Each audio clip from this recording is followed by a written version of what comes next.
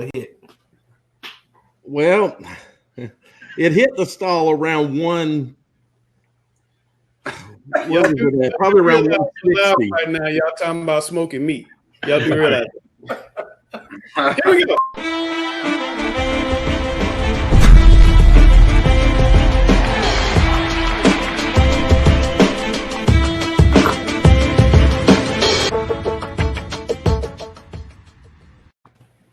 You see what happens when I let these guys come on before we go live? They want to start talking about smoking meats and cooking food. Segment. And won't ever give me any barbecue. They just want to put pictures on Facebook and tease me about it. That sounds like 2-minute warning right there. Never give me any. I know that's not a good look. Yeah, that's social distance right now. I need some of the barbecue if you guys are gonna make barbecue. Yeah, I got some sanitized Tupperware that I can put at your doorstep for you to fill with. Yeah, that's perfect. I've got it planned out. We can do this in a socially distant, an acceptable way. I tell you what, we got a real busy show. We got a really important man in the back room. But before I bring him in, I wanted to show you guys California today made some big changes. If I can get it to come up on my screen here, made some big changes, and they're going to move all their stuff into the spring. Look at that. Mm-hmm. Football championships are going to be in April. Basketball championships are going to be in June. What do you guys thoughts about that? Man. Wow, that's a lot of time to plan. That's for sure. And, but I think that it'll work. You have a better chance of letting this work. With the committing at the big, I think that's the big thing. I think that's the one thing. If you can point to our state where we're having the biggest issues, is we're not seeing this type of thing out. I mean, Virginia, you see the proposed plans; they're not even done, but we're seeing stuff that's out and that's actually for the people to kind of consume. I'm tired of us being in this kind of, this waiting game of what the potential plans could be. That's the only thing I think there that I like about their plans. Yeah, we're going to bring in. Go ahead, sir. I'm afraid that no one wants to put that type of work in it. You know what I'm saying? I don't want. That's the only thing I'm worried about. I agree. We're going to bring in a man who released a plan in South Carolina, Jerome Singleton, the Q Tucker of South Carolina. Jerome, welcome to the show, sir. Well, thank you very much. Appreciate the opportunity. Yeah, thanks for coming on. Sam and Grice is football coaches. I know you guys are always tracking what goes on across the border down there. So we thought we'd bring in the head man. I'm sure you guys have some questions. Yeah, Jerome, I got a question for you. California announced it was moving high school football back to the spring, joining New Mexico and Virginia. You guys voted down on the spring proposal 16-1. Why do you think South Carolina pushed back so hard against spring football? Well, actually, they didn't push back against spring football. They pushed back against the idea of just moving sports around without knowing what the challenges will be. Actually, the plan that was approved will allow football to occur in the spring if it becomes necessary for it to occur. What we're asking is that it be allowed to determine whether the necessity is there. Suppose there's a great opportunity to play in November. Suppose there's a great opportunity to play in October. Do we eliminate those opportunities by just making a decision to just move the games? I think not. I think the plan that we do have, that's still tentative because the other plan is being appealed to the appellate panel. We'll know the answer to that on Wednesday, but the plan that we do have does allow it to be fluid. In the event we get an opportunity, we want to take advantage of the opportunity. If the opportunity is not there, we still play the wait and see game. I got you. Well, that's kind of back to my follow-up question is if the season can't get started or it gets stopped a few weeks in, would you guys consider moving to the spring then or no? Again, we go back to, so the question is, do we stop and then just pick another period to make it happen, or do we find an opportunity to play the first chance we get? Right now, the consensus is let's play it the first opportunity that we get and not waste an opportunity. Nobody can predict what the future holds. So there is no true indication that the circumstances will be better in the spring than it is now. But suppose there's a better opportunity between the spring and now. Will we not take advantage of that? That's the question. Good evening, Jerome, and thanks for coming on with us. My question is, and that kind of comes where my question comes from, what makes moving high school football and the other sports to the spring so hard for you guys as administrators? And would moving football to the spring pose any other issues for football come the following fall? Well, it depends. How far into the spring? I've had opportunity to speak with our sports medicine advisory committee, and one of the main questions I asked them, I said, how much time between playing the last game in football and the first game in football is needed so the body can recover? And they all felt comfortable that it was with 3 months break in between, that it's a strong possibility that you can play without any major problems.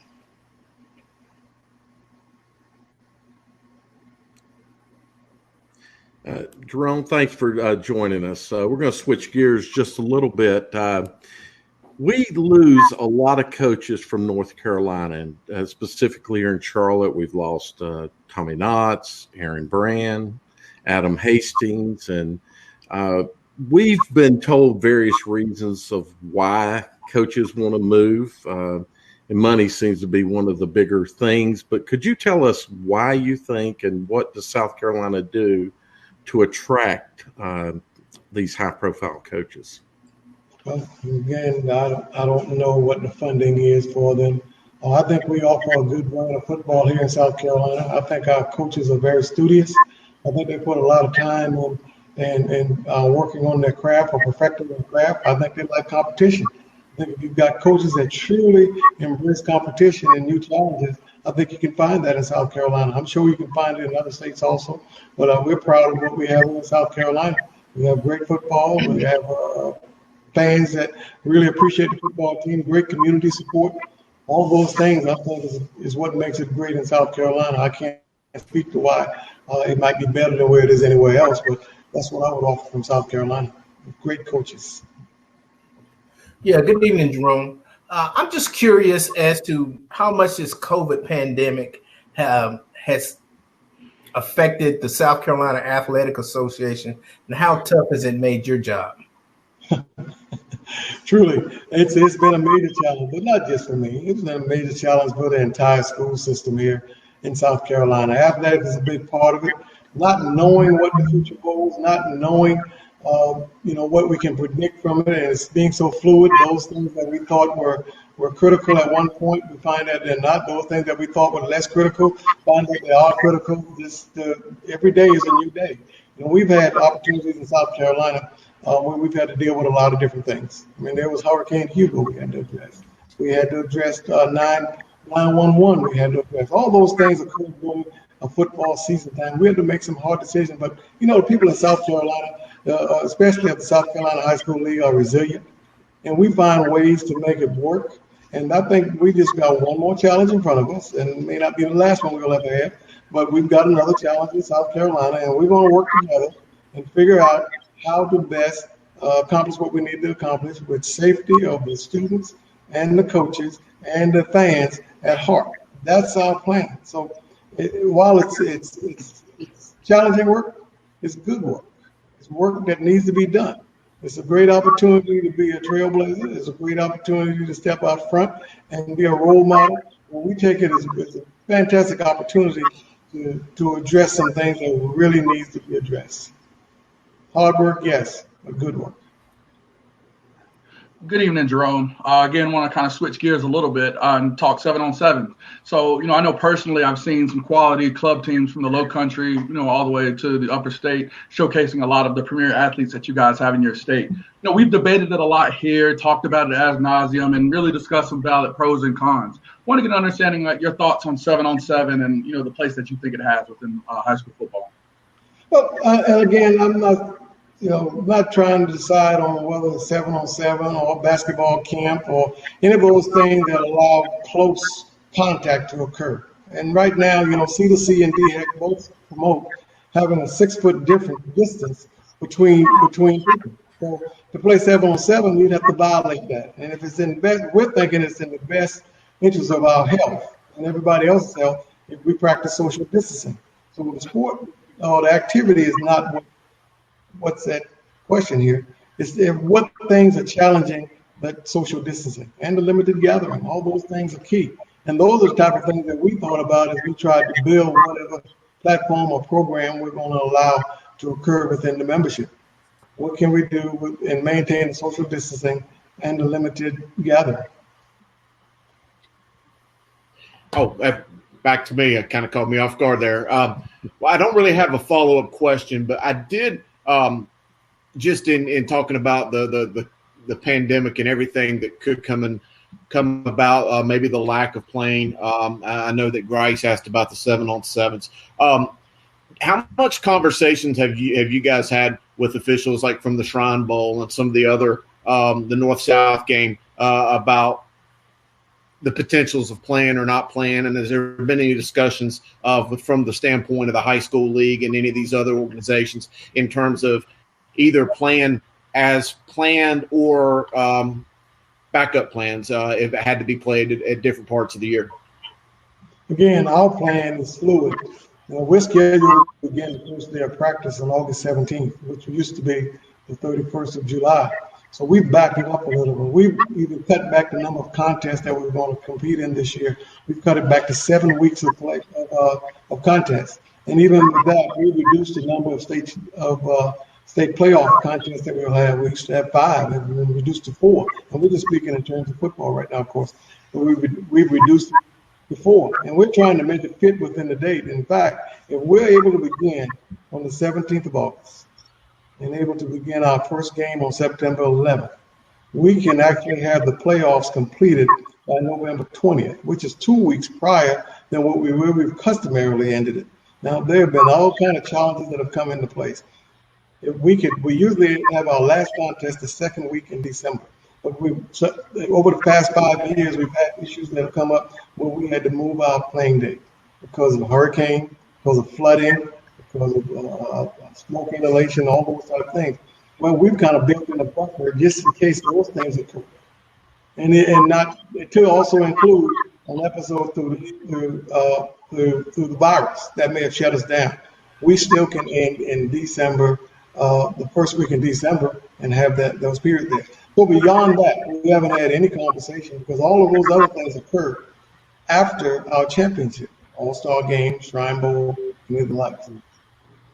Well, Jerome, I tell you what, we've had a lot of people on the show, and no one has been sharper than you are. Like your look, I'll tell you, you got the tie on, you're killing it tonight. We've had some high-profile people, but you just killing them today. So exactly. You can thank my staff for that. They try to tell me how to put my best foot forward. Like I'm all ears. Like everything you're saying, I'm taking. Absolutely. When you look at Langston up there in his night. Thanks for coming on with tonight, man. I really. Yeah, I'm a little bad tonight. But Jerome, thanks for coming on with us, man. Good luck to you guys down in South Carolina. Hopefully we'll play a little football this fall. Again, I appreciate it. But if I could make one request of you guys, you guys have a lot of influence. And there's a lot of people that listen to you all the time. And we'll take the opportunity to really promote what we need to have done. Get the communities to get behind wearing those face coverings, to practicing those social distances. It's what happens away from our sport or school that's going to make the difference in the world. That for us, whether we're going to get to play or not. So if we can convince our student athletes to actually take ownership to this, because it's their game. And if they'll just take ownership to it and say, right, we need to do the things to make sure that we get a chance to play. I'm a senior. This is my last year. I don't want to miss out on this. So you need to cover your face. You need to wear a face cover. You need to practice social distancing. All of those type of things. You guys have the power because you've got the audience right there before you. Push that and watch us have a great opportunity to play. Thank you. Yes, sir. Yes, sir. We're pushing every day. Every day we're pushing the people to wear the mask, do the right thing. Jerome, take care of yourself, man. Thanks a lot. Thank you. Yes, sir. Be safe. All right. There's Jerome Singleton, the boss of the South Carolina High School League. Competition, Now we're going to bring in Katie Redfearn of Myers Park. We lost his buddy, Tahj. Hopefully he's going to get back in. He's going to talk to us a little bit about the protests you guys have planned. First of all, I kind of want to know what kind of led to all this. What kind of led you guys to take this step, Katie? Just seeing everyone working and just like looking at what happened to every other senior and just start thinking about everyone else. And it kind of like hit me different. And I was like, well, maybe I should try to start something and just try to help.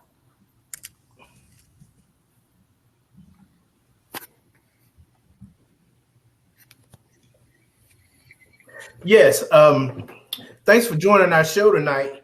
I'm pretty sure you heard we had a very famous congressman pass this weekend in John Lewis, and he had the nickname around Congress as Good Trouble.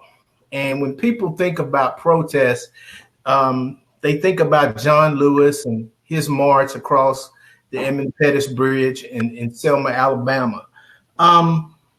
Do you guys worry that in your protests, it's going to defeat the purpose by gathering so many people together and bringing maybe the disease closer among high school athletes?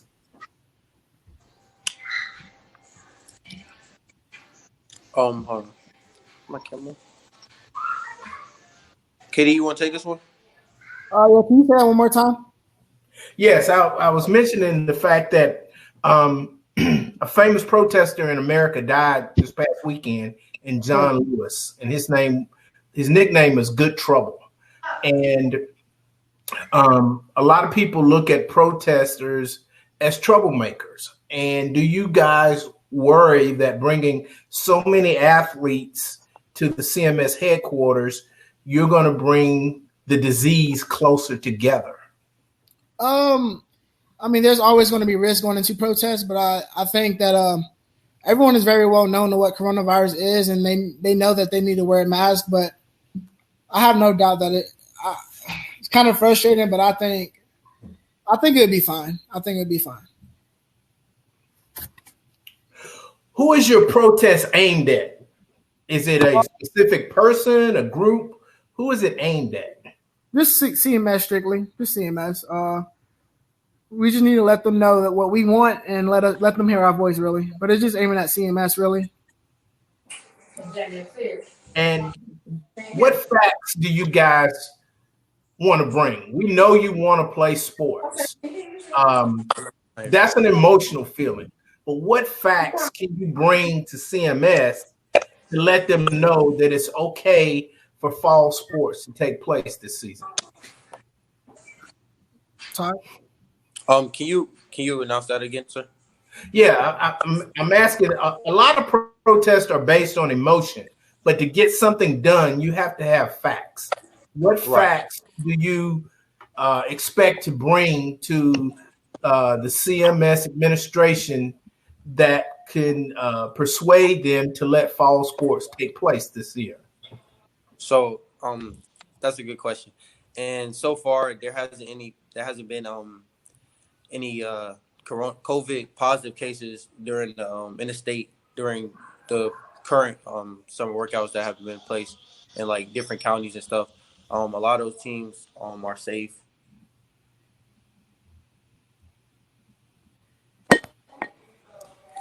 Yes. Sorry about that.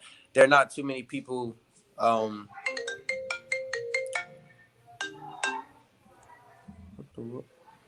Yes, sir. There isn't too many people has contracted the coronavirus, and so I mean that's a big one. Also, there has been people in pediatrics that have said that it's been safer, workouts to start. The North Carolina High School Association has also deemed it safe to start. So those are facts that we have to prove that this is a positive step to go. Okay.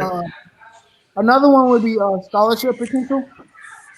There's a large percentage of people that depends on scholarships because they can't really pay for college, Okay. And without the sports season, it can hurt a lot of people, and I don't think CMS realizes that. Okay. Katie, I'd like to ask you, I know you've had some talk within your school, obviously, with your coaches and all about this. Have you guys talked to anybody outside of your school? Yes, we talked to other players as well because, football is a big community, and we talk to everybody out because we see each other like every single day. So it's just not at my school; it's every other school too. Okay. So if CMS in the state say that things are going to be going to the spring, how do you guys think that would be perceived among the student athletes, and what issues would that cause? KD and then Tahj? Well, as you know, that there's athletes that might graduate early. So just living at the fact that we can't play with them is really going to hurt. Okay, and there he is. So what are your thoughts on it as far as if football is moved to the spring? It sounds like we can't hear you. Your mic.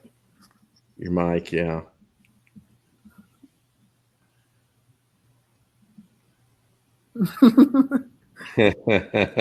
Do you have a mic mute icon potential there? Okay. No. Okay.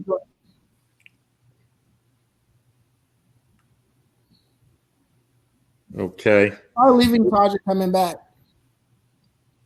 All right. So we can move on. Gary, I think you got the next one. Okay. Yeah. Do you guys understand that a lot of CMS's decisions are based on what the state hands down to the athletic departments across the state? What is your feeling about the role of state guidelines versus CMS guidelines? I mean, obviously, we have to listen to what the state says, and CMS has to follow. But again, it's literally the same thing. Just letting the kids make their own decisions. You know, we're old enough to make our own decisions, but I mean, we have to follow the rules, and we have to follow the rules. Okay. If you get an opportunity, when you get down there, and let's say that Sue Dorn, the AD for CMS, is there and is willing to talk, who's going to speak for your group? And what will you? Go ahead. I'm sorry. No, you can finish. No, go ahead. Who's going to speak for your group, and what are you going to say? Well, I wouldn't necessarily group. I would say anyone that would like to speak out. But I'm literally just going to write something up and read it out to the AD at CMS. Okay. I'm sorry. Go ahead. Oh, my bad. I'm going to just hit them with all the evidence that I got. Yeah, if you get an opportunity to speak, you can't have all of you speaking at once. Somebody's got to be the voice, the leader. So that's very important. So the other question, if CMS or the state doesn't play or delay, we know that some private schools have said they're going to play. In South Carolina, we just had them on. They currently have plans to play. Do you think any kids will move? 100%. Okay. You think it'd be a big move? A number of kids? A small number? What do you think? Oh, whoever really wants to play would move. I mean, I know a lot of seniors have talked about moving if there's not a season. Gotcha. And I talked to my parents, and that's the option. We want that as an option. Well, let's see if we got any questions. You think these kids are going to stay home and with no practices going on? So that's. I'm guessing no one is monitoring questions. Yeah. So Yeah. We have not. So you think these kids are going to stay home with no practices going on? So that. Of course, one of the questions, is, what are you doing to mitigate transmission? Meaning, are you trying to stay in? Hopefully, you're working out, but you're kind of keeping things. Or are you going out and just doing everything? Well, right now I'm doing as much as I can to even if they say we have a season tomorrow, I'm doing as much as I can to prepare. And I feel like a lot of people are also doing that. But with that being said, I mean, the whole thing of being as a team motivates a lot of these young kids, and I feel like that also keeps them in the right mindset to do good in life.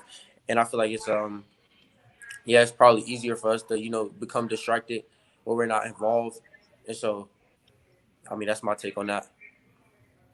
So we got a good question. Hopefully you guys can see that from one of my good friends. Do you guys know him? You know Coach McFadden? Yeah, we know who that is.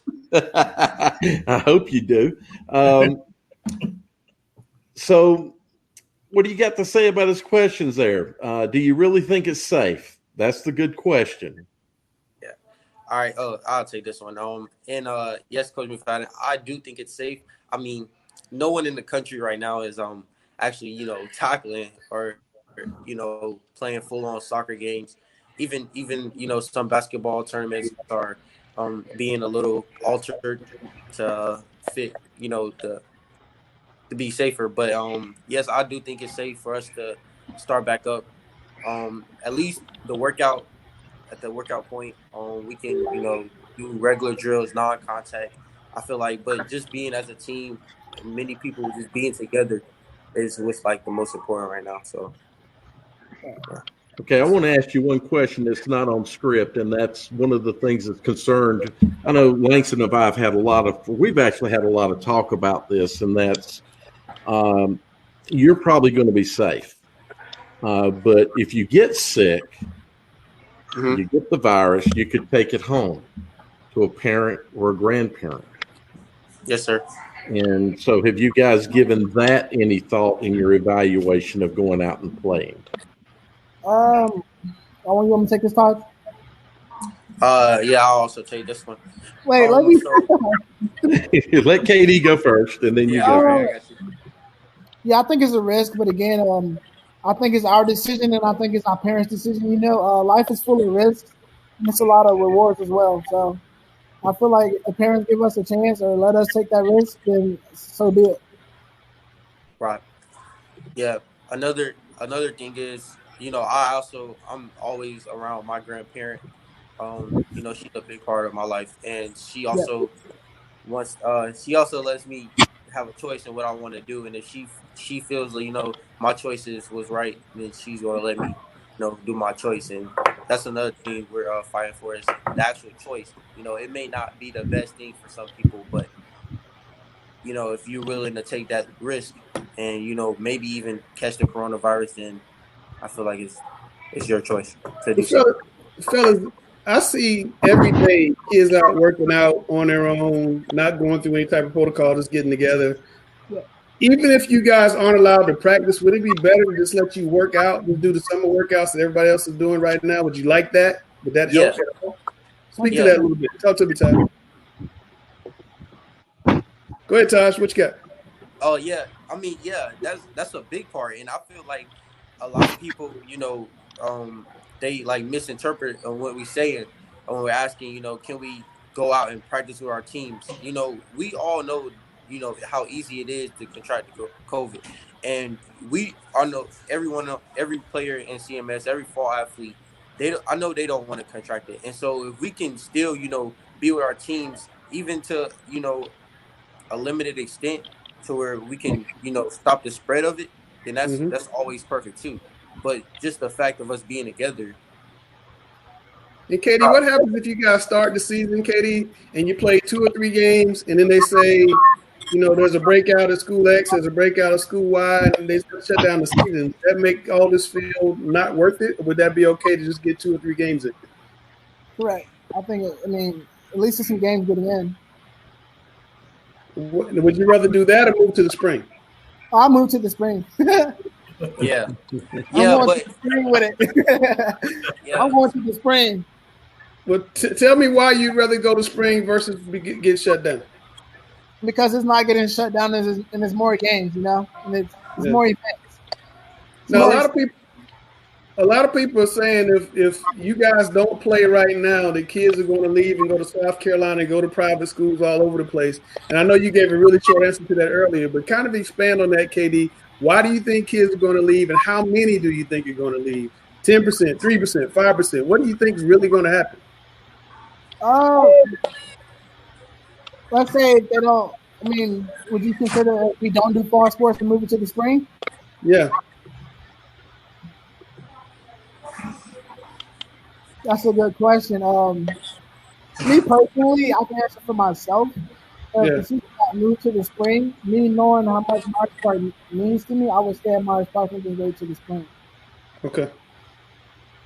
Hey, Tahj, what do you think, Tahj? Me personally, that's a good question.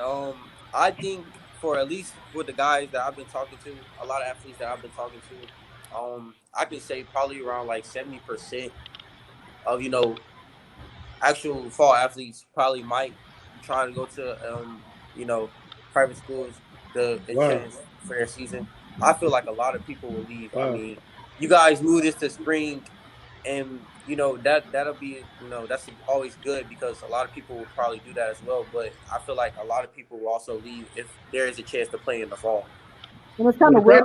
They got many athletes. I don't know if people know that they don't have that many spots to take as many athletes. Yeah. That's what happens. What happens recruiting wise? I mean, signing days in December and in February. You guys cannot. If they move to the spring, there may not even be a season before the signing day in February. Is that going to be a problem? Yeah. Yeah, I mean that's true. All right. Well, guys, look, I appreciate you guys getting on with this. I'm sorry we had a little trouble with Tahj's mic, but Katie, thanks for coming on, man. Good luck with you guys on Wednesday. We're definitely going to be out there. I think all the stations, everybody's going to be out there Wednesday. Who's going to be the spokesperson? If somebody comes out for CMS, who's going to talk to you guys? No, that's something we still have to decide, but by Wednesday we have a final decision. All right, man. Good luck are to you you guys. expecting? Say that again. How many athletes are you expecting to show up? A lot of athletes. A lot. Okay. You guys got a fan of this week, Katie? I really can't give you a number, but there should be a good amount of athletes. I mean, I have people texting me from all over, from Union County as well. So I'm looking for 50? Yeah. You think 50? 50, maybe more. Maybe more? Wow. Okay. All right, man. Well, good luck to you guys, all right? All right, thank you. All right, thank you, man. I don't think that that many people would leave. I think that you're talking about maybe max 3 to 4 per team, but it's got to be like people that have the ability to go to private school. There you go. It's expensive. Like I'm moving to South Carolina. Them West Charlotte Lions, baby, they staying with us, baby. We're gonna figure it out. Well, we're gonna bring in the man who maybe has a couple of opinions on this right now, Mike Natoli, the head coach at Independence High School. Coach Sam told me off camera he really, really, really wants to play you this year. He says you're ready. What's up? Right, he wants to wait. Hold on, you qualify that. We're talking about losing games, not adding games, so I don't know. Damn, you already choked on I'm gonna be honest with you. I've never lost to Natoli though, so like it's gonna be hard for him to say that. To be honest with you, but on a real note, your haircut is phenomenal. You must have hit up 218 Barbershop. Is that where you go?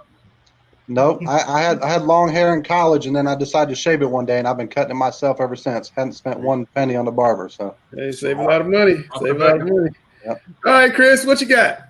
Hey, Coach Natoli, I appreciate you coming on this evening. I hope you're doing well. I do like the haircut as well. But, Coach, you've been very outspoken during this COVID crisis. We wanted to hear your thoughts about CMS delaying the workouts and going to the virtual learning. And how do both of these things strike you, Coach? First of all, I want to just thank you guys for having me on. You guys are doing a great job, obviously, giving coaches and athletes platforms. So it's a great thing what you guys are doing.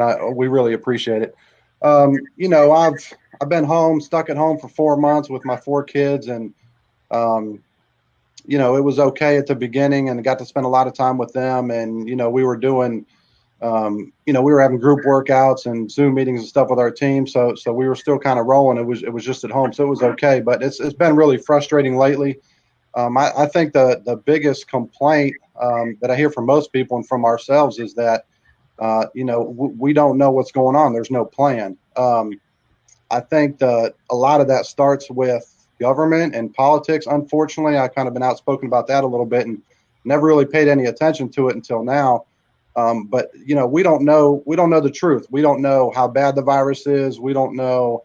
It could be a lot worse than what we know, or it could be not as bad. You just really don't know, because it seems like everybody's got their own political agenda on how they present the information. So that part's frustrating, and I think that's creating a lot of confusion for our leaders and our administrators to make decisions, because they don't really know what's going on either. So the biggest frustration, like I said, is just we don't have a plan. We don't know what's going on.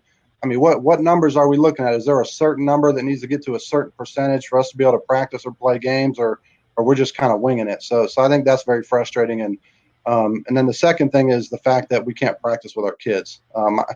There's a lot of negatives to not being in school and not being in sports.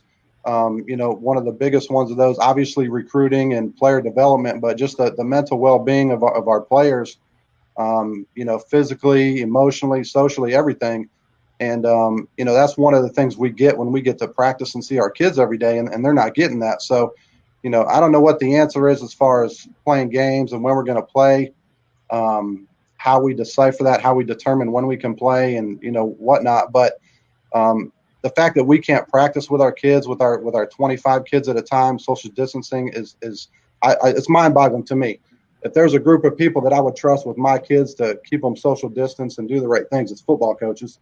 And you can see all across the state. I mean, I thought they reported like 4 cases have been reported of kids, which basically means there's been absolutely no breakouts for all these practices. And, you don't see, 5 cases that I saw, but I mean, that's 5 kids that have got it in the whole state. And again, that has nothing to do with practicing. So I haven't heard any complaints from football coaches about practicing, about having to do paperwork and do all those things. It's just, it's very frustrating that they don't trust us to go out there and do that. And while it's being done all across the state. Yeah. Coach, you just saw Tahj and KD on while you were in the green room waiting to come on with us. They're going to go before CMS here on Wednesday to try to have their voice heard. What's your thoughts about that? Obviously, I'm in total support of them as a student body trying to make their point heard, but I wanted to get your thoughts as a coach on their collective efforts and what they're trying to do.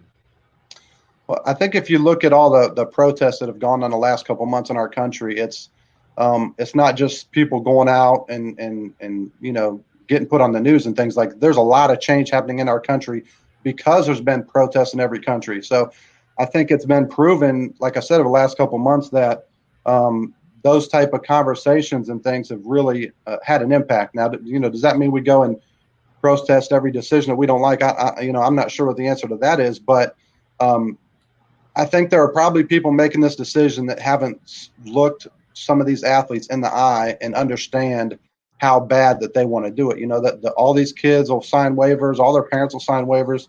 I mean, they'll do whatever it takes just to practice. And you saw that the last question when you asked those 2 kids about practicing, their eyes lit up and they're like, yes, like we want to practice. If nothing else, let us practice. Let us be around our team. Let us develop our skills and do those type of things. So, if they listen and maybe they have a little empathy because they see that and it makes a difference, then obviously that's fantastic. Coach, that's a fantastic lead into, my next question. Within our community of, football coaches and, those of us even on the show that are close to the game, we have an understanding and are around kids enough to see that desire and kind of what you pointed out and how their faces, light up. Some of our viewers don't have that same level of insight. So, when we're dealing with Q Tucker and, the NCHSAA kicking the can down the road is kind of the phrase we've coined, and just the frustration in general, just annoyance at how this process has gone for us. Can you give our viewers some insight into how, you felt, how your kids have felt with, kind of this whole delayed process that we've experienced? Well, I have our players text me all the time and just when are we going back? When do we get to practice? When we get to practice? I mean, it's been very difficult for them, and nobody's really complaining about, we're going to play a full schedule or, why do other teams get to practice and we don't? They're going to be better than us. Like, I haven't heard one person complain about that. They just want to be back at it. They want to be at practice. So, and that's every single kid. I haven't talked to one player, one parent that says, I'm scared to go to football practice. I don't trust that you guys can social distance, anything like that. So it's, if you look you talk to government officials or just people in general, the general public, it's almost like we're divided. We got a 50-50 split. Well, there's no divide with high school football players. I know that.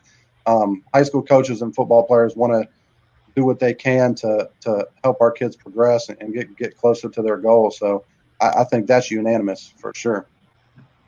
Well, Coach, if we don't play football this fall and we go to complete total virtual learning, and just to piggyback on what Grice in his previous question, what do you think the long-term effects will be if we don't play sports this year? I mean, that's a loaded question, Chris. We could talk about that for 3 hours. I mean, there's you're talking about scholarship opportunities. You're talking about physical development. You're talking about football development. I mean, you could have long-lasting mental effects with some of these kids. I mean, we have a player who's 15 years old who's had to babysit his niece every single day for the last 4 months. So that, I mean, it's going to affect. It could affect dropout rates. It could affect mental stability. I mean, there's just a million different things. I mean, it's the general public won't understand how important football is to our kids and to our coaches until something like that happens. Hopefully people can listen. And one thing about that protest, you're going to hear from kids and get their feelings deep in their hearts. And hopefully people can realize that, I mean, if you got the smartest person in the world and you wrote down all the positives and negatives to what's going on with COVID and the effect that football has, I think it would be a landslide that we should at least be able to practice and do something with our kids. A great response, and I'm glad you brought up the kids, because do you think it would be better just to rip the Band-Aid off and tell the kids the truth that, hey, we're not playing football, we're going to postpone it to spring or whenever, versus like we've kind of used this term kicking the can down the road and just keep postponing and postponing and postponing. And I agree, like Jerome Singleton said, we're going to be fluid, but at some point is it just better to be up front and let these kids know, because it does feel like it's a little bit of a mental game with them. Right. Well, I mean, I don't think, Q Tucker, I think she's done a great job. I don't think administrators and, people like Q are withholding information from us or anything. I don't think they're doing it intentionally, but it's that, they don't know. And the biggest reason they don't know is because we can't trust the information we're getting from the government, and so that's, that's extremely frustrating, I guess. But, like I said, when this thing first happened in March, we told our kids, we're built for this. We've dealt with a lot of adversity. This is our plan. We're going to meet every day. You guys are going to have group workouts. We're going to take it to them. We're going to do all these things. And while it was difficult and it sucked, but it was, we were preparing to start practice August 1st, basically, and we had a plan for that. Well, these last couple of weeks, we just don't know, and it's been extremely frustrating. But I think the most important point to answer your question, Chris, is what are we looking at? Or what number are we looking at? Overall cases to slowly go down? Or we look like what numbers are we supposed to be looking at? What's our target goal? What's the goal? And I think that's the most frustrating thing, is because we don't know. I think if you told people, say, look, this percentage on this number has got to be at this point and we can play football, you might have a lot more people wearing masks. Agree 100%. And Coach, you touched on something great. I wanted to ask you about it. And especially when dealing, as football coaches, one of the biggest words and buzzwords even is adversity. Coach, you've had to deal with, especially at the quarterback position, two situations, that I've dealt. You've had to deal with a ton of adversity with the team. I mean, first was, of course, the passing of Flash, and being there for you guys' first game without him. It was very moving and definitely. Was very inspiring and great to see you guys, do well. And then, of course, last year with Arnold Taylor and the ACL. Can you explain kind of the adversity that you guys have had to deal with and how, as coaches, you have, helped your team, kind of get through that and how that's helped you for dealing with this pandemic as well? I mean, I think as football coaches, we talk about it all the time, but, it's real. I mean, it's kind of what we do. A head football coach is a problem solver. That's what you do, and you deal with it every day. I talked to Coach Hales a couple of years ago, and he said best advice he ever got when he became a head football coach was don't ever do anything, have anything planned during your planning period, because there's an hour a day that something crazy is going to come up that you have to deal with. So, we've kind of embraced that at Independence because we've had to. We had a lot of adversity from the beginning, so we really hammered that home, with our leadership meetings and things like that from the beginning. So, when Flash passed away, obviously it was was devastating to everybody in the program. But to be honest with you, the true character of our kids came out. There were days where I sat down against the fence crying and didn't even know what to do. And I had players coming up, coach is going to be all right. We got this. Let's go,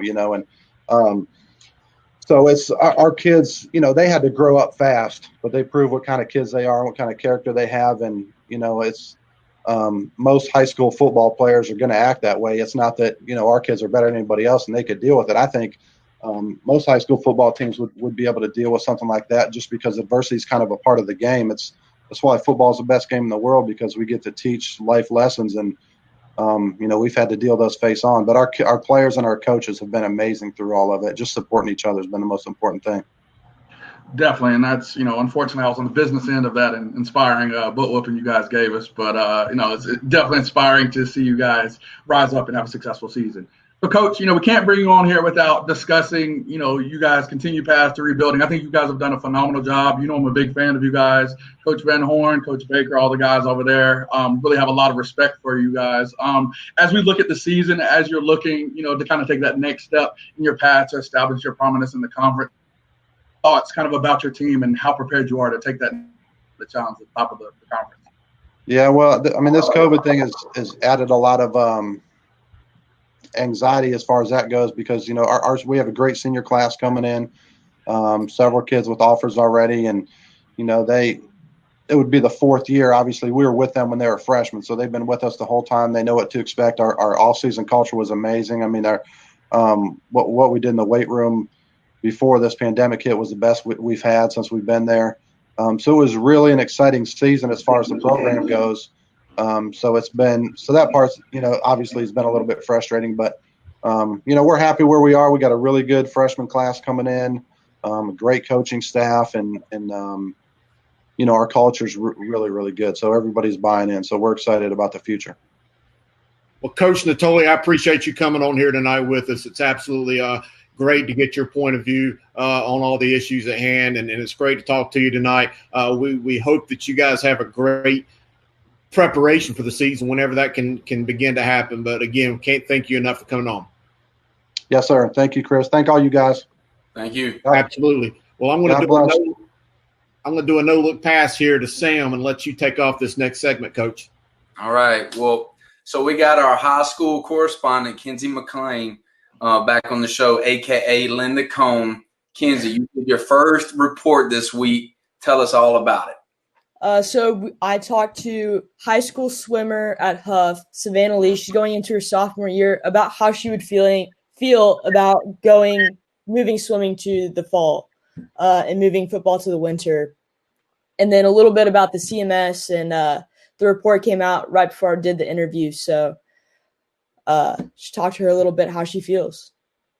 Good deal. Get down, ball.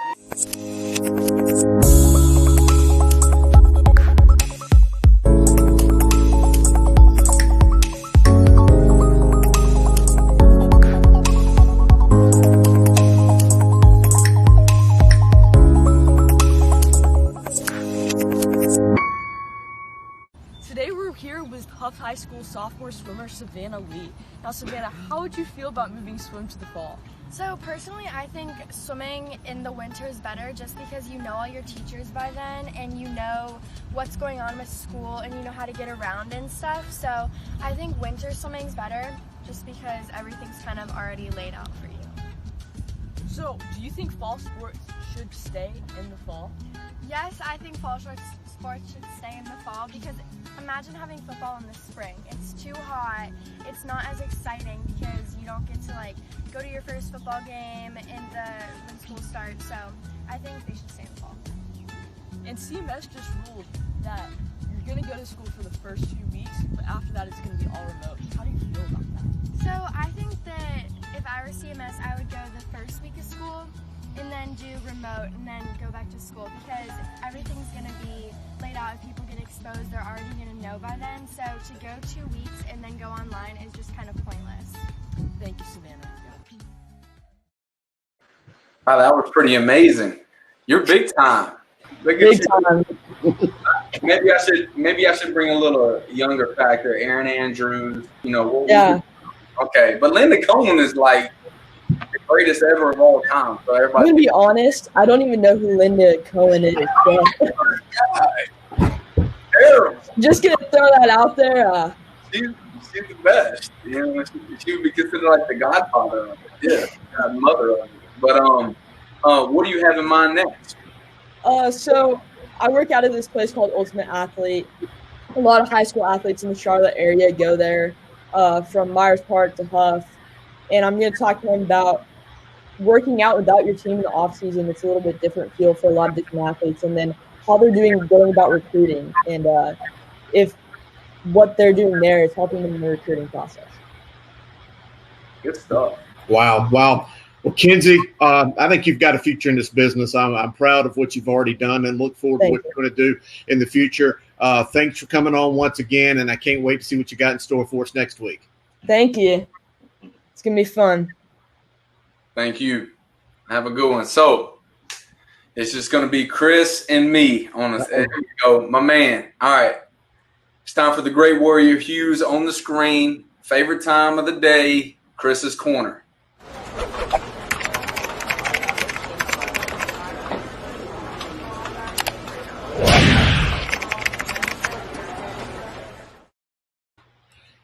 How you doing again, guys? And in today's Chris's Corner is really more of a question. And once we throw it back to the guys, I'm going to let you guys kind of chew on this for a minute and we'll talk about it later. And it kind of ties in with what has already been brought up in today's episode with Tahj and with KD and with some of the conversation we've already had. But where I got the idea for this topic came from an email I received a couple days ago from a pretty prominent head football coach in this state who has a son who's a pretty good athlete and he's going to be a rising junior and has had some looks, or a rising senior who has had some looks from some colleges, but he still is one of those guys that needs just a little bit more film, I think, to maybe put himself over the top to receive a scholarship or some sort of aid for his continuing his football and his academic career at the next level in college.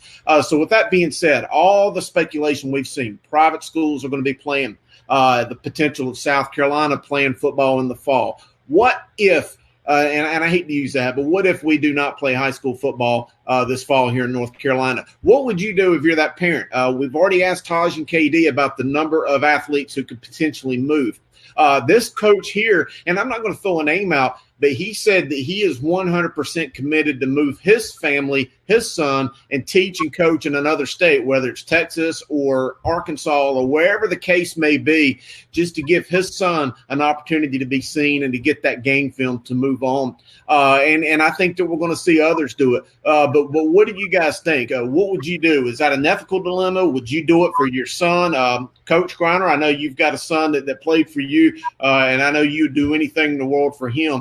At what point do you think it's a chance that you would take to pick up your family, leave a successful coaching job you have here for the betterment of your kid, just to get the opportunity for him to get some playing time? Because, again, we're talking about a kid we're talking about an investment, the opportunity for him to go to college and have some aid in that and not have to be stuck with the bills themselves. I think that's a huge question in today's climate. I'm not nervous. I don't get nervous. All right. Well, to be honest with you, every circumstance is different. I think it depends. Money is a big factor. Like, do you have the ability to literally move? It's not like you can just say, I'm going to go play in South Carolina. You got to have an address. You got to live somewhere in South Carolina to play. If you go to a private school, that costs money a lot of times, and there's going to be a lot of people to do it.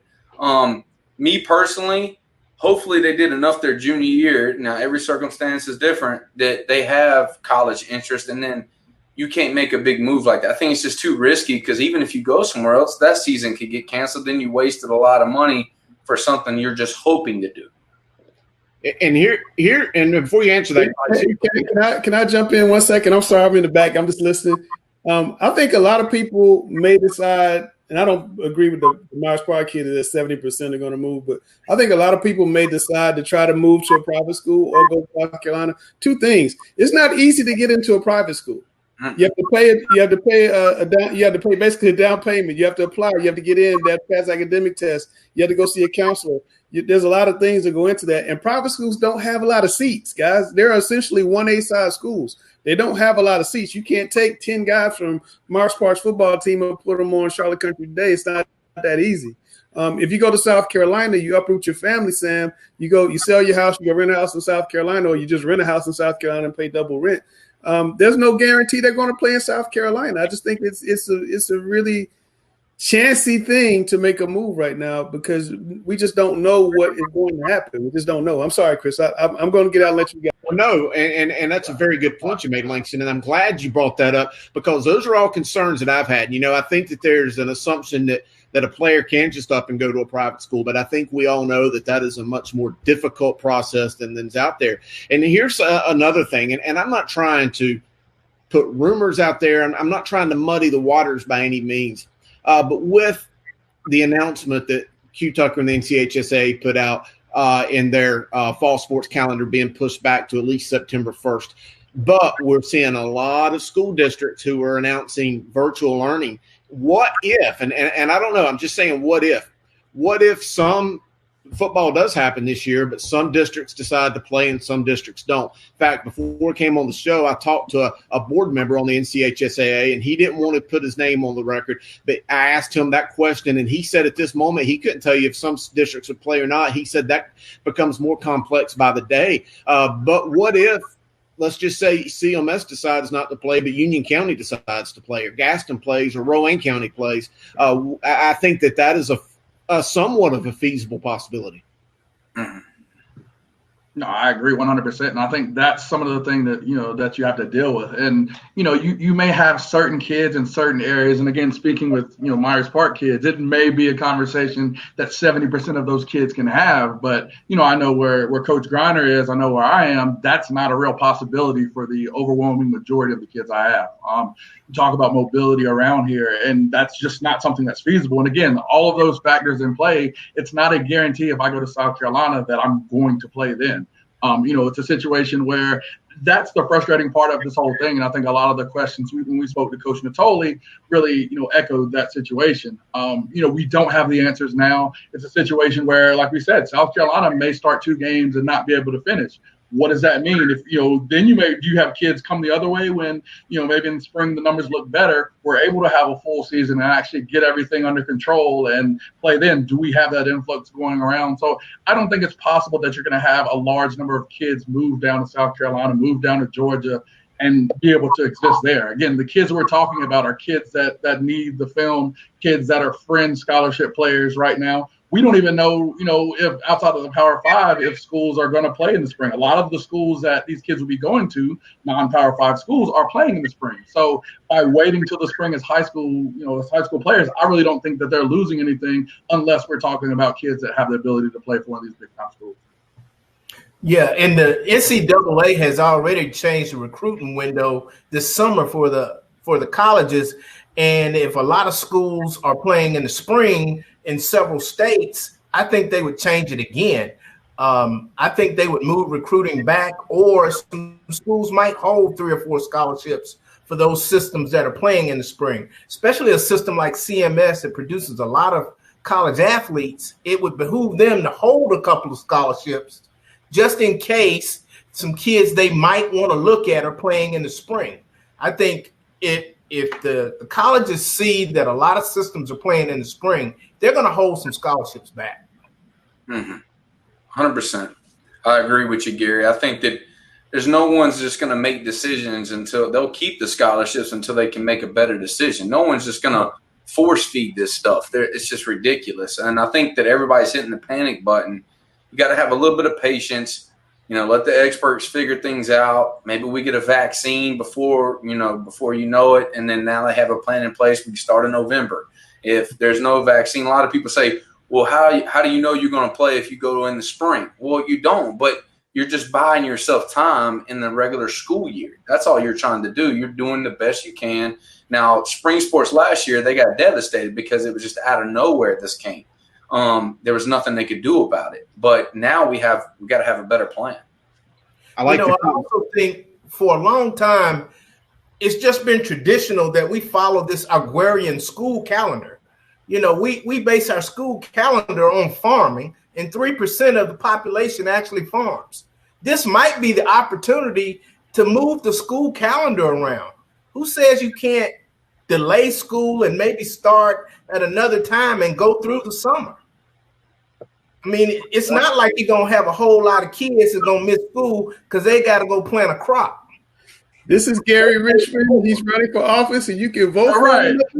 Hey, but I support what you said, Gary, and you're 100% correct, because you're right.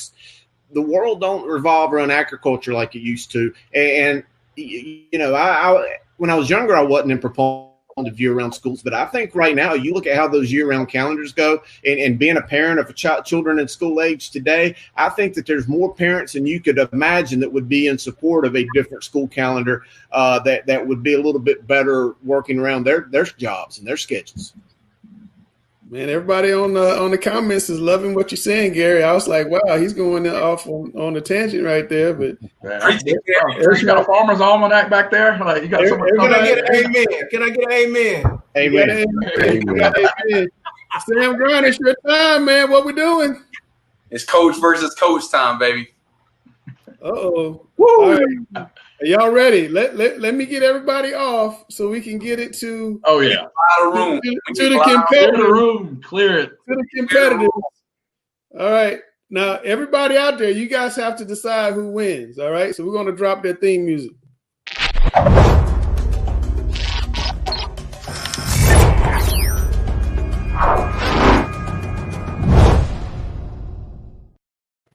All right, fellas. Now, y'all know the rules. I'm going to put the questions up. You guys have to answer the questions. And Coach Grice wanted me to flip a coin. There was a tie last week, but Sam, since you're the incumbent, I'm going to let you pick. Here's the coin. Pick, Sam. Heads all day. Heads. We got a tails. Grice. Never fails, baby. Where you going, Grice? First or second? Oh, you know what? Like my head coach does, I'll play defense first. He can take the first question. I'll be defense first. I know where Sam's going. Now, I'm getting out, so I'm just going to put the questions on the screen, but I know where Sam is going to go with this one. Most improbable state champion, 2017 Harding, to be Scotland County coach on here. Let's go. Talking about it last week. Or Vance last year, the Road Warriors beating everybody on the road, going up to Richmond County, going to everywhere, going to the state championship. Sam, who was the most improbable state championship? State champion? Can you take your Harding hat off? I'm out. No, there's no way I take the Harding hat off, except when I'm coaching for West Charlotte. Now, it's two different scenarios. All right, so you got Vance, who literally went to the semifinals like 4 or 5 straight years. Then he went to the state championship, lost in the state championship. Everybody knew that they were really good. They just finally got to their potential during the playoffs started happening. It's not like that team was bad and then all of a sudden they got better. Harding was a dream come true. Over 50 years, never even seen something like that. They played with so much passion. It was a Cinderella. CNN took it on. It's not even close, to be honest with you. Which one? I mean, it's pretty simple. That sounds good. You go back. First off, this Vance team, new head coach. The Vance team was a 10 seed. Let's get that clear. You guys won your conference. Am I right? You guys won your conference. You were one of the clear favorites in the 4 single A bracket. Again, this was 4 AA, which one of the most insane brackets we've ever seen. So this 10 seed on November 8th lost 41-28 to Huff High School. I mean, played poorly. It was a situation where we didn't think that they were going to be what they ended up becoming. So they only gave up 24 total points in the entire playoff run. They beat Butler, beat the 2 seed Mallard Creek, West Forsyth, Richmond County, all at their places. You didn't have to deal with teams anywhere near the caliber of those teams, and then went on to destroy Leesville Road that had gone through and beat Wake Forest the time before. This was a situation in which this team, under a first-year head coach, had to come out here and play some of the top teams on the road and didn't do anything where they had to deal with a situation where it was a close game at all. So, again, we didn't have to play nobody. We had to beat Vance to get there. And Scotland County, do you remember we had Scotland County coach on there not too long ago? Zamir White was not playing. Best team he's ever coached. Zamir White was not on. He was not playing. Zamir White wasn't. If Zamir White's in the game, you got me. If Zamir White's there, I had 3 All-State players that didn't play in the game. Three All-State players that didn't get to play in the game. I'll take those 3. You had a 5-star. You had a 5-star on your team. They didn't have anywhere close to the break of our Crouch. take nothing against Vance. Vance is a phenomenal team.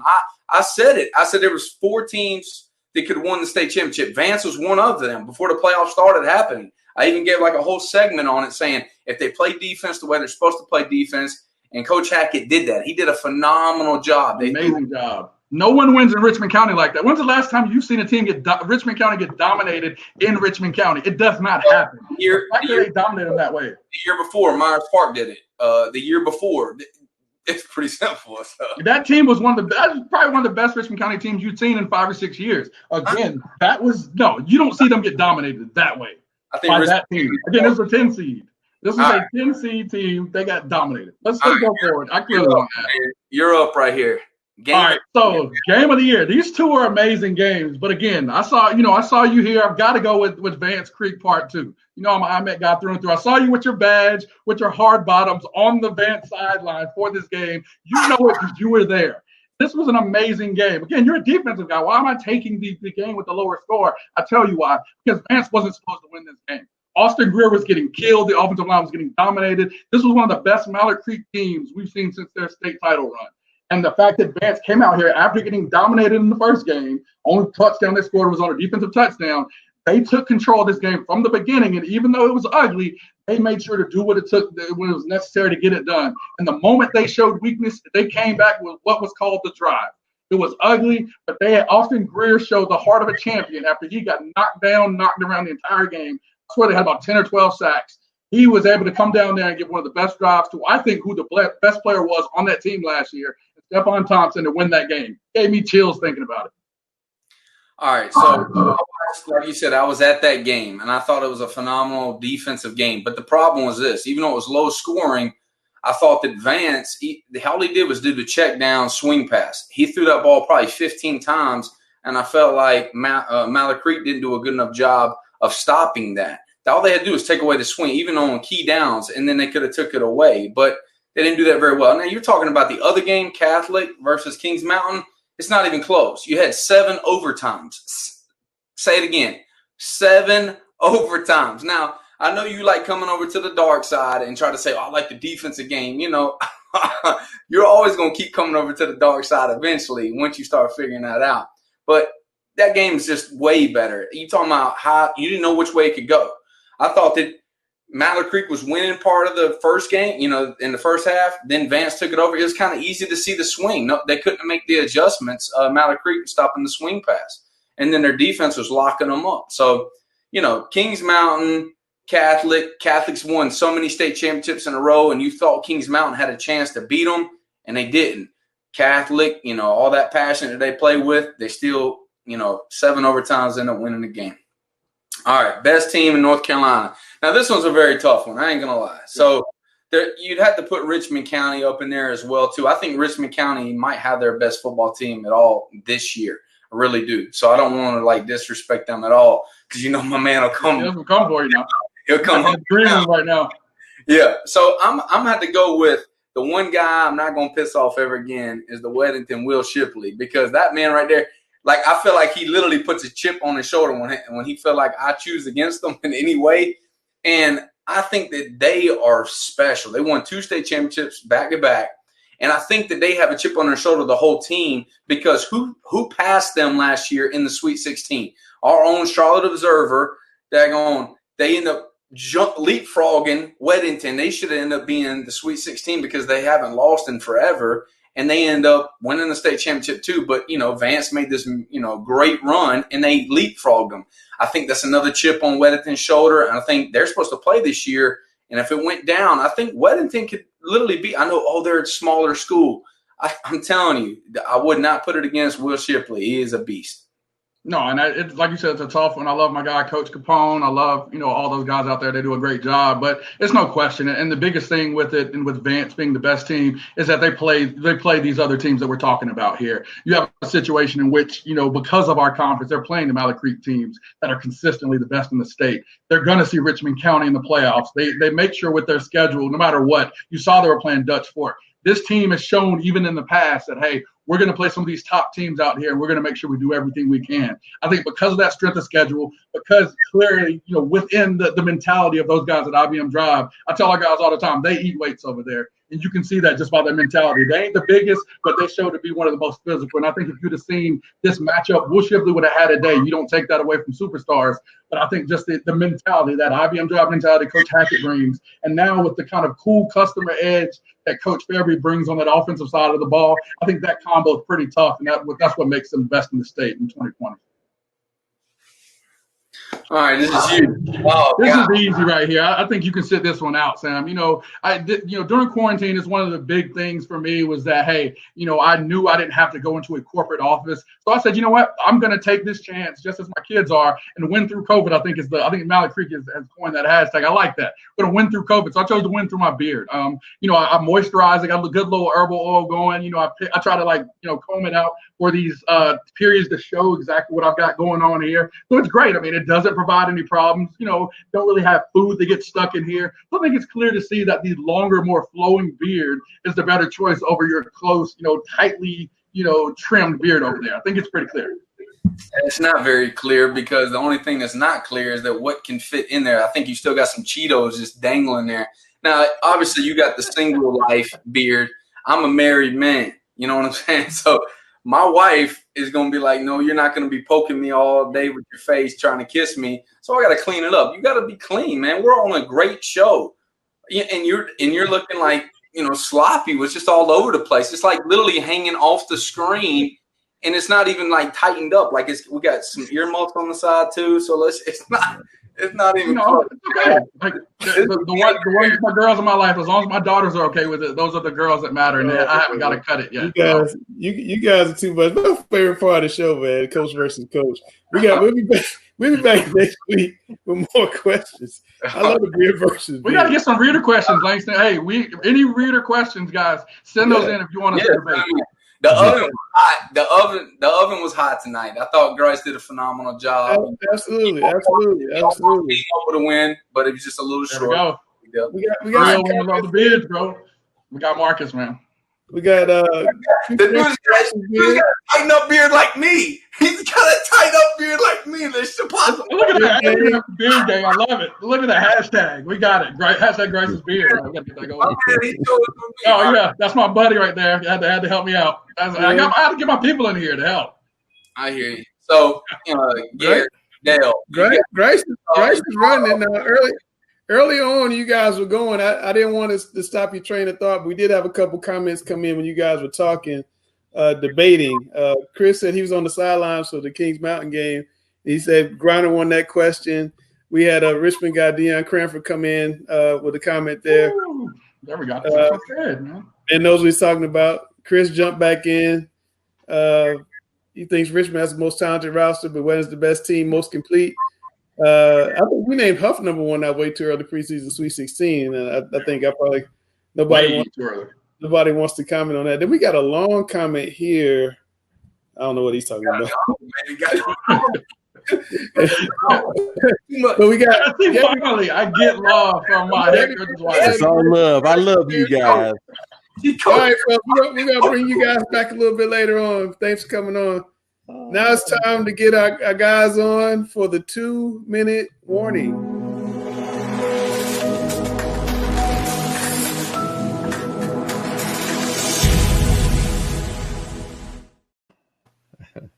Okay, Gary, we had the kids on earlier, and it's pretty cool seeing kids step up like that. And so I want to ask you, what do you think about their calls, and are they doing the right thing?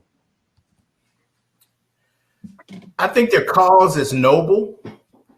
Are they doing the right thing? No.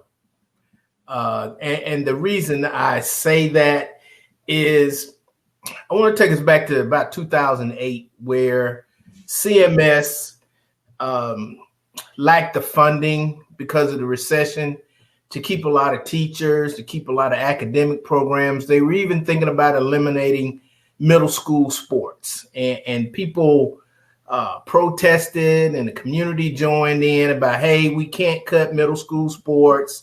Let's find a way. Okay. Let's find a way to keep some of these academic programs. Back then you had a choice. With this COVID, they have to understand that the school system is not delaying football or fall sports because of money. They're delaying it because of health concerns, not just the kids, but who the kids can transmit the virus to. They could also transmit it to the coaches who are trying to help them. And I think that they have to understand that nobody likes not being able to play sports in the fall, but it just might be a necessary evil that they have to do what's best for everybody concerned. All right, good said words. I'd have to say that I'm glad to see young people step up and want to try to have an impact in what's happening with them. So I do support what they're doing. I hope that they go out and they mask up and stay safe and try to get their message across. You have to learn lessons, and this is going to be a life lesson for them, I think. Hopefully they learn how to express themselves and how they can try to influence and have impact. But like you say, this is a bigger thing. This isn't like going down and saying, we don't have enough money to be able to fund this, and what are we going to do? There's a whole lot of other factors that's involved in this. So I don't know. I don't believe that they're going to come away successful, but hopefully they will come away as better people actually by doing it. I agree, Dale. Hope they can learn from this experience. With private schools announcing their intention to play if we ever make it to phase 3, what will be the fallout for the public schools? You think we'll get transfers, or will kids keep waiting? Boy, that's a tough one, because I think there's going to be some people that are going to be not think this thing out, and they're going to transfer. They're going to try to transfer. But as was said a little bit earlier, there's a whole lot of hurdles to transferring, even to a local private school, because can everybody transfer? So it's only going to be a few players that can do that. We're not loaded with a whole bunch of private schools. So that's going to be difficult. And then transferring across the border to South Carolina, that's going to be tough too, because you're going to have to move. And then, personally, I think that you go do all that, and then you're going to lose the whole opportunity of playing, because things are going to get shut down there. So I think we will see some people transfer, yes, but I don't right now believe that's going to go very well for them. One thing that I think may come of this is club football, where you get organizations similar to Pop Warner. I know Pop Warner only goes to a certain age, and maybe they even increase their age. But maybe you have club teams where, just like you have club 7-on-7 teams, if they can go through the right protocols as far as insurance and waivers and that type of thing, I think you may see some people try to organize club teams. As Langston said earlier, transferring is too hard. People just can't pick up and move. You may have one or two kids that can transfer or move, but the vast majority are going to be stuck with whatever the school system decides. Yeah, that's a good point. So we got remote learning. That's going to be one of the methods of learning. I think it's going to be the entire method of learning. And the NCHSAA allows districts to determine, if kids are eligible or not. What do you think should be done there? And if districts choose to skip fall sports, what do you think the NCHSAA will do? Well, first of all, with the remote learning, I had a friend tell me today in Raleigh they had 67,000 students sign up for virtual learning.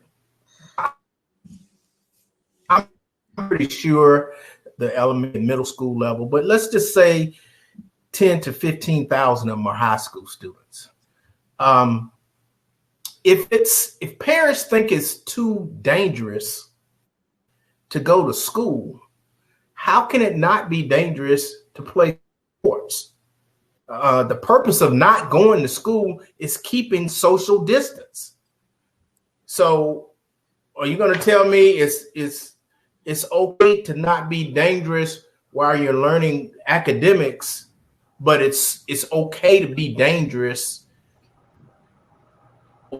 or not the social play sports? That's an. I think that you were cutting in. Okay, what'd you say again, Dale? You were cutting in and out. I think that's why they switched to me. So I think you made a great point about so many people signing up for remote learning. That is maybe a good indicator that there may be a lot of parents that don't decide not to let their kids play. My thoughts are that there's if the district can handle the costs of transportation and getting kids back and forth, assuming remote learning is available and fall sports or at any point in time there are sports available. If the district can cover those costs, then I think it should be done. And all districts should look at that. Well, if a district decides not to play, if we decide to go, and this is one of the other things that can happen is the NCHSAA can say go, but a district can say no. And boy, if that happens, I don't know how that'll be handled. That's a big deal because it would be more than one district. Yeah, there's some big questions to be answered. But one point that I think personally, if I don't understand, and I know Gary disagrees with me, but I don't understand why, if we have remote learning, what's wrong with playing sports? Because that's less time for kids to be around each other. If I'm in remote learning, I'm not around people all day long. Then I'm just taking a smaller segment of my population and going to have sports in the afternoon. I don't see why that's such a bad thing. I also don't see why it's such a bad thing what Mr. Houlihan said last week about having one day of school with 1/3 of your population in school to at least have a touch point with those students. I do have a lot of sensitivity what Dale is talking about having an older person, a parent, a grandparent, an aunt, and uncle at home when that kid comes home with COVID. So I'm sensitive to that. So I almost support remote learning because of it. But I think in a remote learning environment, I want to hear what you guys have to say, kids should be able to play sports. And if a district decides not to play sports, I think other districts are going to say, here's my chance. Mecklenburg County and CMS aren't in the 4AA. I'm going to get a state championship. You guys respond.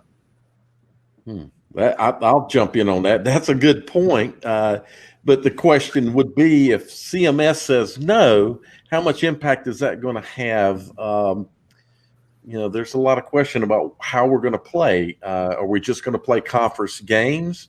If that's the case, and there's nothing, CMS is not going to play anybody outside of CMS, and none of that's going to impact other people's schedules. That might be an opportunity, but my guess is CMS says no, we're going to see a couple of other big Wake County's going to probably say no before CMS.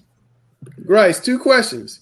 Should remote learners be eligible? Yeah. Should remote learners be eligible? And if a big system says no, do you think other systems will still say yes? Yeah, so the first point there, as far as the remote learning piece, I don't understand, like you said, Langston, why that's a big issue. Especially when we look with football, the majority of practice that we have, especially we look at the summer, we look at even, into game 1, if not game 2, all of that's done before we enter into school. So I don't understand, if we're able to play games before we come to school, why it would be a big deal if kids are not on campus to continue that throughout the season. I don't understand what the difference is and why it's okay in game 1, game 2, but yet if that was a whole season where kids aren't on campus, that'd be a problem. We look to the second question again. Let's be clear here. this state is ran by Guilford County, Forsyth County area, CMS, Wake County. If those three, major units aren't playing football and the related counties and, and areas around them, nobody's playing football. Those are the big areas that are going to drive decision making. We saw, when Wake County seemed to be pretty, heavily pushing their date back a little more than everybody else. That seemed to drive CMS. That seemed to drive a lot of these other districts that are surrounding these big areas to kind of respond in kind. And I think that's what you have. If you have a CMS that says, hey, we're not playing, you're going to see different areas around, are going to kind of echo that same sentiment. So to me, it's driven by these major areas, and they're going to be the ones that drive the whole state as a unit. Well, 2 points. First off, I think that if we do go to virtual learning, I do think that those young student athletes should be allowed to play. I think they should be eligible. I have questions about how that's going to happen. Is the school system going to provide transportation for those players to get to school every day to go about their practices? I think that there's far more questions and answers in that regard, but I do think bottom line they should be allowed to play. I go back to what Coach Natoli said. Who better to implement social distancing and doing things the right way than football coaches? And I 100% agree because your football coaches are going to go about doing it the right way. Now, I'm going to disagree with Grice and some of you other guys now in the sense that if CMS, if Wake County, if Guilford County, Forsyth, your four largest school districts, Doane, Cumberland, in the state, if they decide not to play, I don't think that it's checkmate for the rest of the districts. I think that it's just like a political map that you see on Fox or CNN or whatever. You got your red and your blue states. Well, you've also got a lot of red and blue counties. I think that you will see some of those outliers. You tell me a Swain County is not going to play football, or a Richmond County, or Franklin High School. I think that you're going to have some of those counties that will buck the trend and play. Now, or who are they going to play? They're going to play each other 4 or 5 times? I don't know. I think basketball. Try to play. Home and home like basketball. Chris, is it fair to hamstring those smaller counties because they may have very few cases versus a big county like Charlotte, like Wake County and Mecklenburg County that carries the bulk of the cases just simply because we're closer together, there's more people living here. Is it fair that we're holding them hostage by not playing? Well, the NCHSAA and state of North Carolina is broke down into 8 geographical regions. And I think that they're in those 8 regions. I like the way they're strategically placed. North Carolina, I keep saying it, if you drive Highway 64 from Murphy to Manteo, that's about 620 miles. North Carolina is a very long state, and you're right. The geographical pockets of population are very tight in certain parts of the state, but otherwise it's very rural in most of the state, and there are parts that have practically, I don't want to say no effect, but very little effect from this pandemic. And I don't think it's fair to jeopardize or to penalize them because of being part of the same state with other people. So if because of those individual regions, I mentioned the 8 NCHSA regions, if somehow or the other they can regionalize them and, keep those mountain regions and Region 8 together or Region 2 together or out in the coastal regions. In Region 1, if you can keep those kind of segregated to themselves without going over into Raleigh or Charlotte or something like that, then maybe there's a way for them to play. But I hate to see those rural areas penalized because of, what's happening in the big cities. Okay, Sam, one question that I keep getting when I go to my remote learners should be eligible, and Chris brought this up, how to get kids to school. I don't think kids have much problem getting home from practice, and I may be wrong about that, but I want you to tell me how big a problem is it getting kids home, and how big a problem would it be to get kids to school if we were having all remote learning? Because I would imagine there's a lot of buses that won't be used in the same way if we have remote learning. But I'll let you answer that question. Well, I think that, kids will definitely find a way to get to practice because they've been at home so many days, so many months, and I think that they'll find a way. Definitely – wherever you live, it matters. Some people they have their own car. You can carpool with other teammates. But, particularly in West Charlotte, I know those kids will show up. They'll figure out a way. If they have to walk, 45 minutes before to get there, then I think that they would do that just because they want to play. The only problem is, is it smart to play? Will they even have a state championship? Say CMS doesn't play fall sports, and other counties do. Do they still have a state championship or, like a playoff? Do they have, how's that going to we don't know how that's going to look like. So I don't know. It's a difficult question to ask if CMS or the big counties definitely want to shut it down, and then the smaller counties who, are not as highly populated, so they probably should want to play. Grace?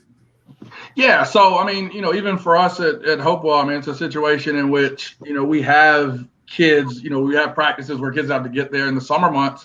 And, I think you kind of go the way, most kids go. You're going to ride with a buddy. You're going to see if you can get someone to take you there. If they can't, you're going to reach out to a parent. If they can't, you're going to reach out to a coach. I don't think any of us are foreign to picking kids up and taking them to practice or, taking them home. And I know I've had to, take a few, and our head coach, does that as well, in addition to most of the coaches on our staff. So I think, all of us working together as a team, get kids to practice and help get them home. And I think with that kind of level of community, that's how those car rides home a lot of times build those relationships with kids. And those are the moments where you really pour into those guys. And, and I think that's, among us as coaches and as leaders to make sure everyone's safely able to get to practice and get home without any incident.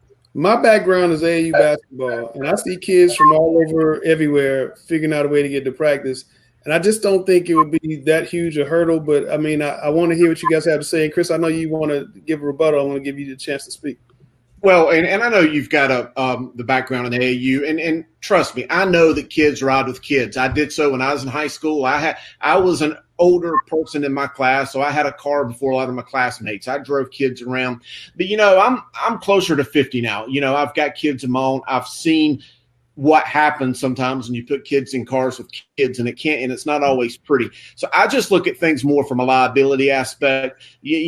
Sure, you can put kids in a car. I'm not saying that can't happen, and I'm not trying to just take the other side just for the sake of argument.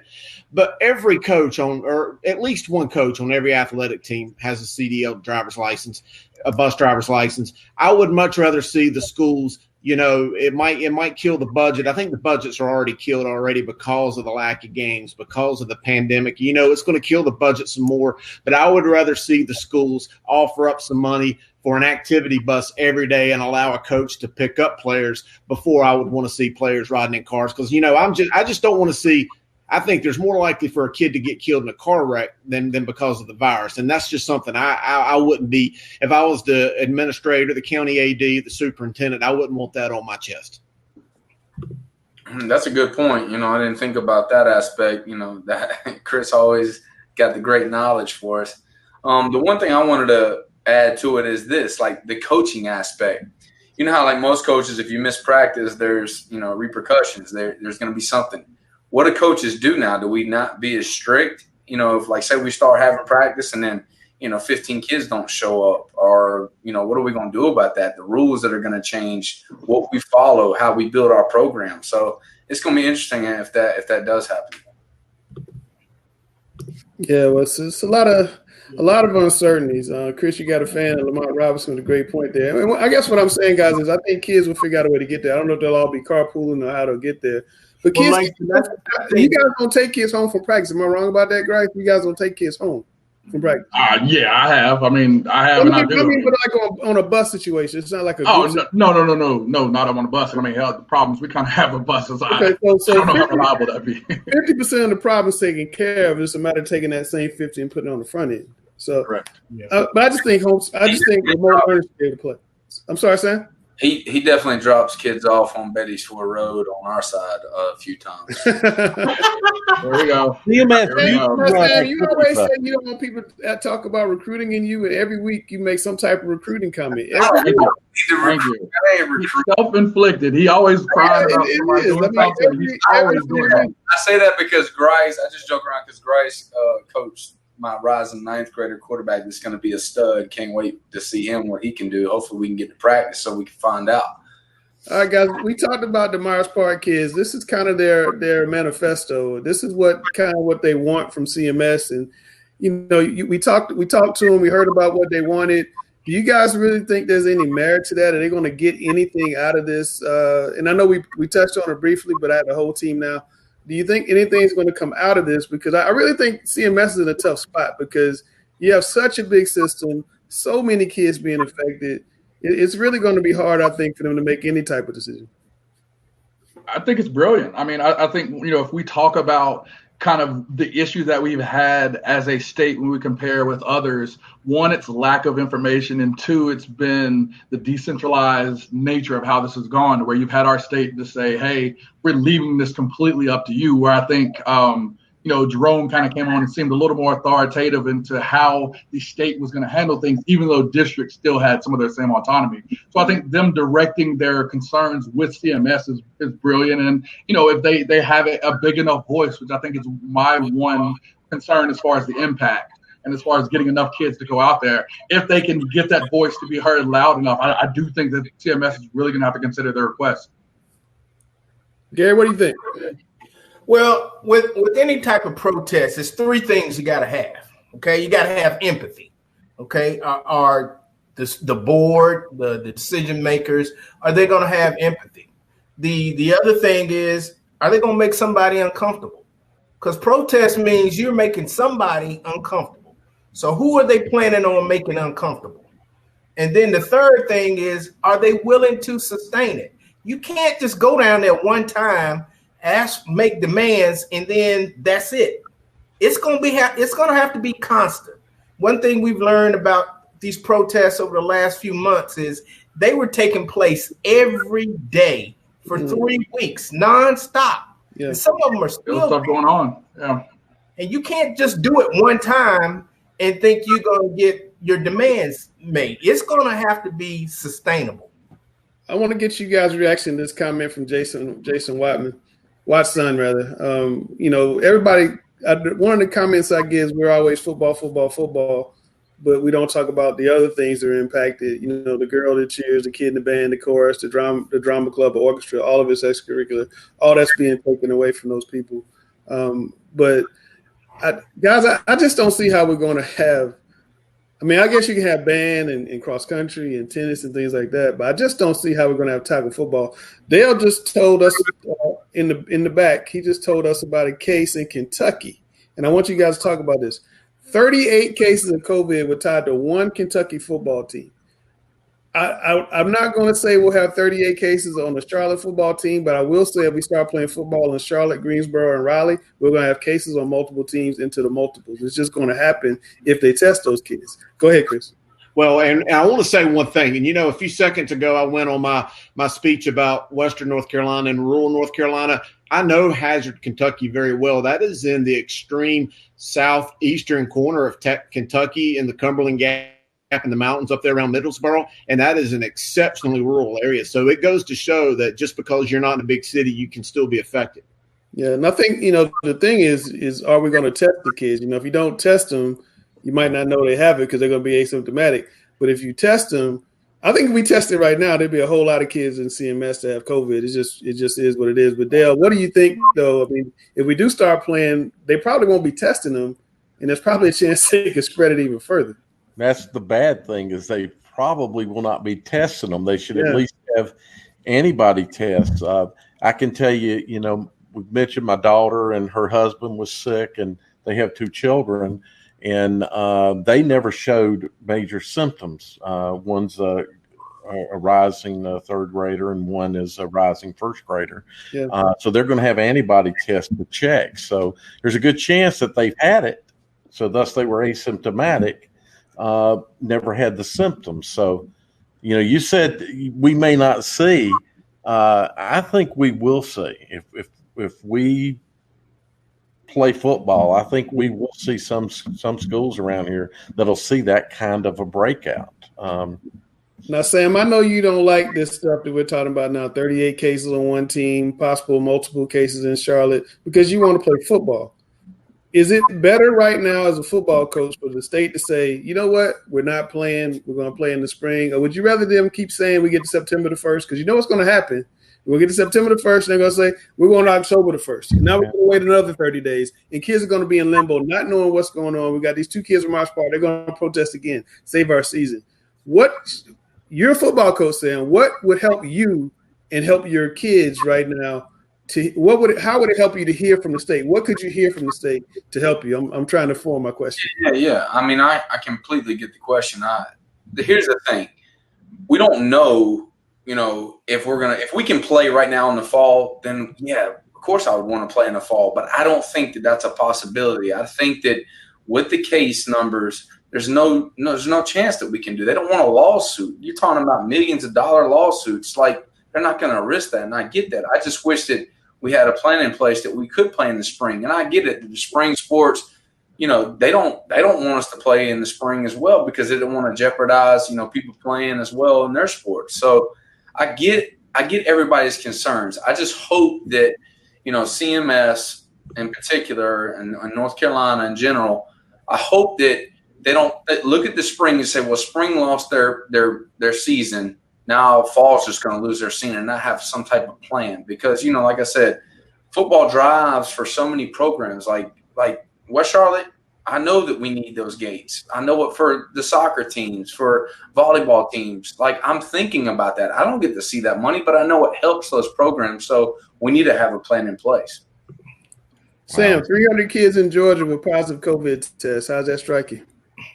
It doesn't surprise me. I mean, we'd have – if we all did the test, if we were all mandatory testing and CMS, we'd have, probably close to 100 to 200 cases, no doubt.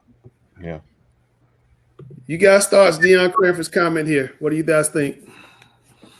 CMS involved.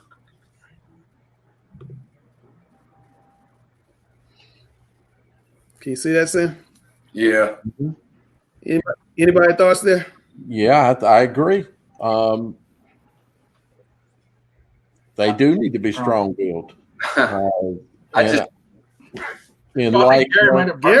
how many times they were playing the protest. I think that's kind of the point you're getting at, Gary, is that, if they only do this one time, it'll come and go. Is that what you thought? So he's frozen. Well, here's a revolution, Langston. So what Gary was talking about with our continued protests is a revolution, right? Yeah.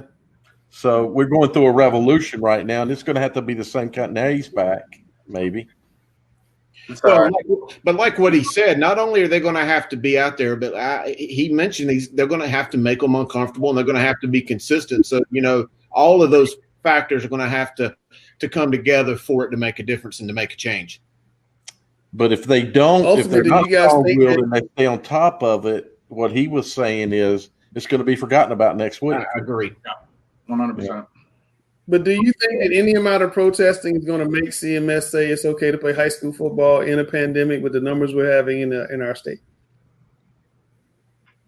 I think I think they can look for, is for them to clarify and provide information on what they plan to do. I think that's a reasonable request. And, with any protest, there are strides that can be made, and you may not achieve your ultimate goal, which is to play right now. But again, it's not unrealistic to ask for a plan. We see in Virginia, they have a plan. South Carolina has a plan. Tennessee has a clear plan. We do not have that. And we're one of the only states around us that don't have a plan. That part, I do think is called for us. I think it's kind of hard for them to have a plan because the state is waiting us. But Q Tucker knows are waiting for us to go to phase 3 before they kind of unveil what they want to do. So their hands are kind of tied. But I don't know which one of you guys asked about the Band-Aid coming off, though. Would it help just to, as Bryce just said, to pull the Band-Aid off and say, this is it versus this kind of limbo? Yeah, I mean, I think taking the Band-Aid off and is probably, not the right answer. You probably need I don't know. It's kind of hard to answer that. But what I'm trying to say is, I know that you want some sort of an answer versus just continually pushing it down the road.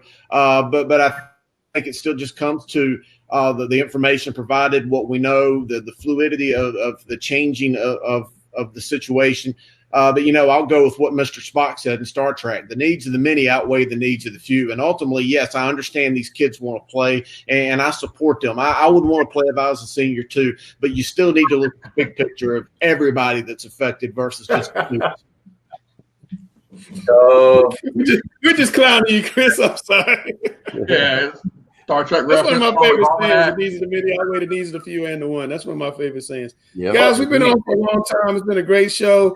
It's time for Mr. Griner's final thoughts. Sam, you get the final word. Oh, I took him out. Wait a minute. we all need to know. We all need to know about in the cone. So Mackenzie, go Google Linda Cohn so you don't, take that harshly anymore. But we'll go Aaron Andrews. I really enjoyed the show today. Next week we have Ernest Winston coming on the show. Please join us at 8 p.m. next Monday. He's my boss. Can't wait to hear what he's got to say. And thanks again for joining us today. I can't wait to hear what you have to ask your boss next week. And you can't chicken out. We'll get fired now. Can't chicken out of the questions. Guys, it's been a great show. Appreciate everybody coming on. All you guys, plenty of you guys still sticking with us watching. So thanks a lot. We'll be back next Monday. The Observer's calling you guys the best high school streaming team in the world or something. So it's pretty cool. Pretty cool. Right. Wear your mask. Wear your mask. Bryce 3-1 tonight. Check out the 70s. You were 3-1, dude. Gary, will you please tell people what that means you keep doing every week? What's that mean? Peace. That means we're getting ready to go and throwing up the hooks. Throwing up the hooks. That's our fraternity. All right, y'all be good. We'll catch you next week. Wear your mask. Wear your mask.